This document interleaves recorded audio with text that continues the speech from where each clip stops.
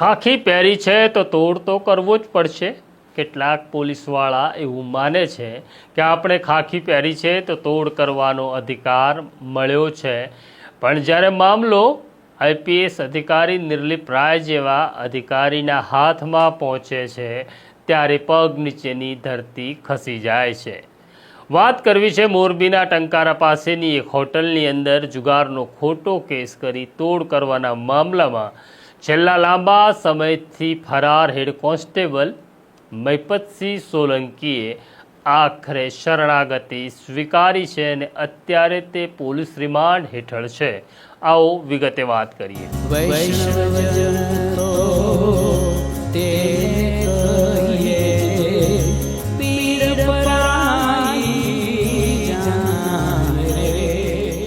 નમસ્કાર, નવજીવન ન્યૂઝમાં તમારું સ્વાગત છે અને હું છું તમારો પ્રશાંત દયાળ. બધી જ પોલીસ ખરાબ નથી, જેમ આખો સમાજ સારો નથી તેવી વાત છે. પોલીસમાં પણ કેટલાક લોકો એવું માને છે કે ઈશ્વરે આપણને ખાખી પહેરવાનો મોકો આપ્યો છે તો કટેરન રમી લઈએ, એટલે કે 2020 રમી લઈએ, પછી મોકો મળે ના મળે. આવી જ એક 2020 રમવા નીકળેલા પોલીસ ઇન્સ્પેક્ટર વાય.કે. ગોહિલ અને તેમના હેડ કોન્સ્ટેબલ મૈપતસિંહ સોલંકીને થયું લાવો દાવ આવ્યો છે તો રમી લઈએ, અને ટંકારા પાસે આવેલી હોટલ કમ્ફર્ટમાં કેટલાક રાજકોટના માલે તુજાર પત્તા રમી રહ્યા હતા ત્યારે વાય.કે. ગોહિલ અને મૈપતસિંહ ત્યાં પહોંચી જાય છે. જુગારનો તો પત્તા હતા, છતાં નામ મોટા હતા એટલે તેમને કહેવામાં આવ્યું કે હવે તમારી ઉપર જુગારનો કેસ થશે, અને પછી કેસ કરવાની ધમકી આપી તોડ કરે છે, જેમાં આરોપીઓના નામ બદલી નાખે છે, આરોપીઓના ફોન બદલી નાખે છે. પણ પછી આ મામલે અરજી થાય છે ગુજરાતના ડીજીપી વિકાસ સહાય અને તપાસ પહોંચે છે એસએમસીના ડીઆઈજી નિર્લિપ રાય અને ડીવાયએસપી કે.ટી. કામરિયા પાસે. એસએમસીની ટીમ ટંકારા પહોંચે છે, તપાસનો દોર શરૂ કરે છે અને ખબર પડે છે કે દાળમાં કાળું નથી, આખી દાળ જ કાળી છે. આ વાય.કે. ગોહિલ અને મૈપતસિંહે જબરજસ્ત ખેલ કરી નાખ્યો છે. આ ઘટના પછી તેમને સસ્પેન્ડ કરી દેવામાં આવે છે, ગુનો દાખલ થાય છે, પણ મૈપતસિંહ અને તેમના સાહેબ ગોહિલ સમજી જાય છે કે હવે મુશ્કેલી વધી જશે, એટલે બંને ફરાર હતા. વાય.કે. ગોહિલ અને મૈપતસિંહ રાહ જોઈને બેઠા હતા કે એસએમસીમાંથી નિર્લિપ રાયની બદલી થાય તો પછી હાજર થઈએ તો શક્ય છે કે કદાચ કંઈક ગોઠવણ પણ થઈ શકે. પણ આ રાજ્ય સરકાર જુઓ ને, વાય.કે. ગોહિલનું માનતી જ નથી અને અધિકારીઓની બદલી કરતી નથી.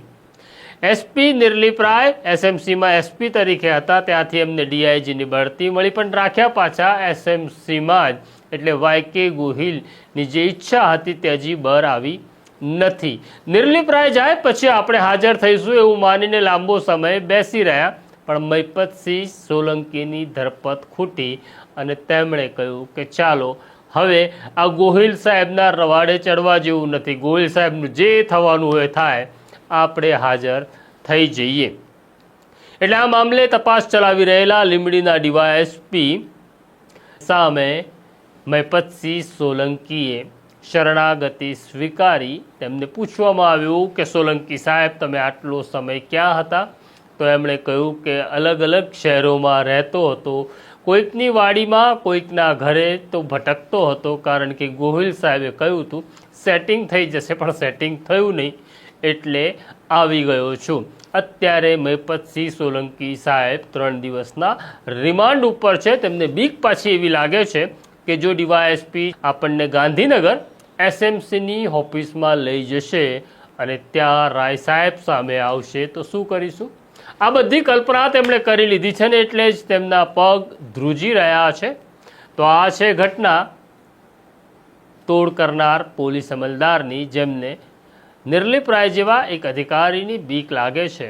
તો આ સ્ટોરી તમને કેવી લાગી જરૂરથી કોમેન્ટ બોક્સમાં લખજો. અને તમે ખાખી પહેરી હોય તો મનમાં તોડ કરવાના સતત વિચાર આવતા હોય તો કોઈ ડૉક્ટરને બતાડી તેની સારવાર કરાવજો, નહીં તો તમે તો ફસાઈ જશો, પણ તમારો પરિવાર જે સામાજિક બદનામી ભોગવે છે તે બહુ ખરાબ હોય છે. એનાથી બચતા રહેજો. તો આ છે નવજીવન ન્યૂઝ, તમારો અવાજ, તમારી વાત, તમારી ભાષા. મને અને મારા સાથી જયંત દાફડાને રજા આપો એ પહેલા બેલ આઇકોન દબાવી દો. નમસ્કાર. વૈષ્ણવજનો તેને કહીએ